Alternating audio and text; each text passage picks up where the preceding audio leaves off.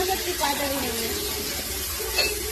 আগে মাংস করছি, মাংস অনেকদিন আজ কত 20-21 বছর বিয়ে হয়ে গেল, তাই তো। আজ আমার বাপের বাড়ি এসে আমি রান্না করছি কাটা বেরোবে। অনেক দিন পর করছি, দেখি অনেকদিন তো গ্যাসে করে এলাম, কাটাতে কেমন লাগে। টেস্টি হবে মাংসটা দেখি। ধরে যায় না জানো?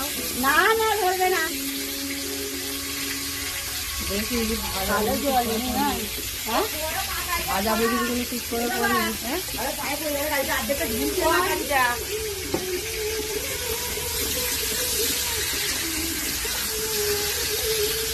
কি কি দিতে হয় দিদি মাংস? আমি কিভাবে করি, হ্যাঁ, আমি আগে প্রথমে মাংসটাকে ভালো করে দিয়ে ম্যারিনেট করে নিই। জিরে গুঁড়ো, ধনে গুঁড়ো, লঙ্কা গুঁড়ো, হলুদ গুঁড়ো, তেল, নুন, এবার টক দই থাকলে টক দই দিয়ে ম্যারিনেট করে রেখে দিই।